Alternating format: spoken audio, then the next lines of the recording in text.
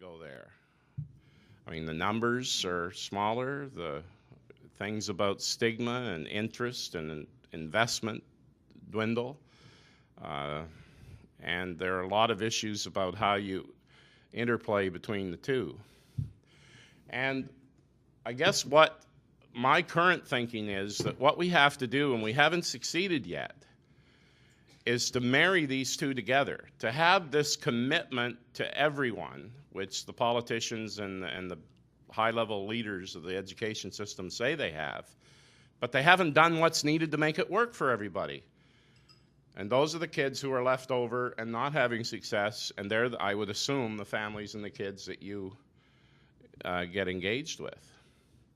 So what we need is a real, genuine commitment to an education system that has these two things, both a commitment to quality, equity, successful learning, but also to the accommodations and differences for individuals that are needed, because we have a society that's increasingly diverse, and we can't just keep peeling off people into separate systems. We have to make the system work better for everybody.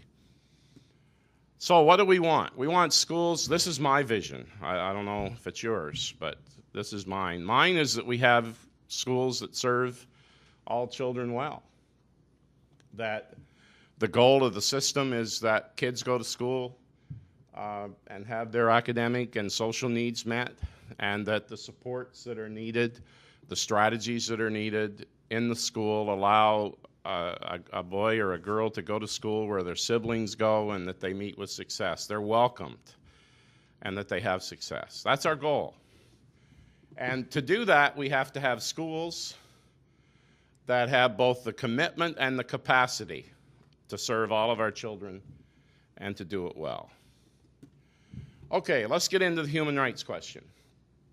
Well, in Canada, you know, the fundamental thing we have is the Charter, although not every situation can be cast as a Charter case. We have human rights law in each province, and they're pretty similar. There are some little differences, but by and large, it's very similar. The grounds for making complaints are similar, and certainly the processes of dealing with complaints are defined by case law that's Canada-wide. So they're not particularly provincial. And then, of course, we do have education law in each province, which sort of casts things a little bit differently. And then we have court decisions, and when they get up to the appeals court, and particularly the Supreme Court of Canada level, those cases have implications all across the country. So that's the context which we're working. And of course, we have a new context.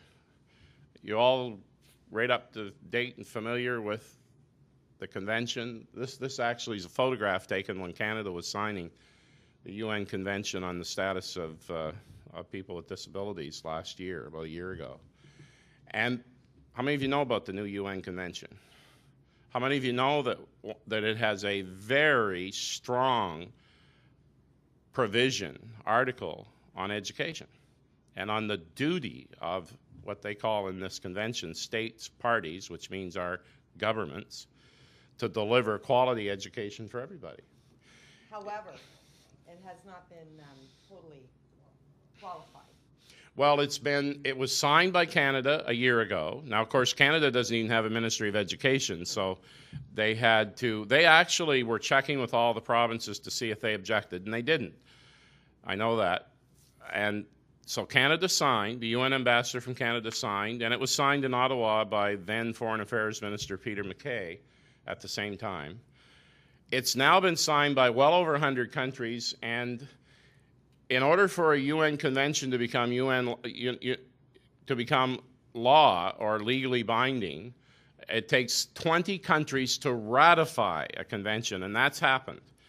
And it happened just a few weeks ago. I think it was Ecuador was the 20th country to ratify. And so the convention actually comes into effect as international law and a standard that Canada signed. I mean, you have to always put an optimistic spin on these things. We know the Minister of Education down in Queen's Park isn't necessarily going to tremble in his seat that Ecuador signed the convention, and now 20 countries have signed. And but it sets the standard of international undertakings, and Canada signed it. And I think we are hoping that the Parliament of Canada will ratify it within the next year. If they don't, we should be asking why they won't. And if provinces don't agree, we should be asking why. Why would Canada not hold up the standards of countries like Ecuador and I won't disparage other countries, but countries that struggle to do a lot of basic things? I mean, this is ridiculous if Canada doesn't ratify it. So, what it says is that quality will be provided to all kids in regular schools, that there's an undertaking to teach everyone, and that states parties have an obligation to ensure an inclusive and quality, I've just shortened the language, at all levels for all kids. Now, that's a new tool.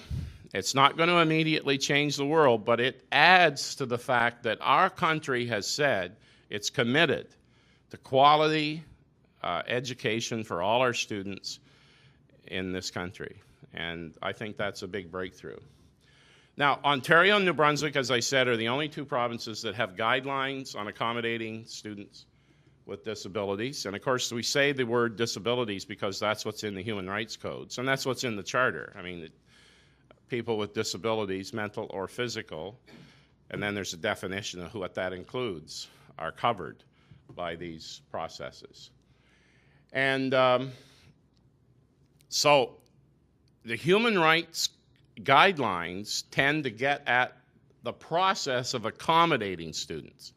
And the human rights process doesn't necessarily come down on exactly what the end result of the child will be.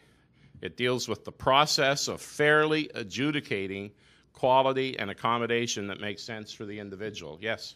If you go back just a sec to the previous slide, it talks about accommodating students in the classroom. I just have to speak up on this one.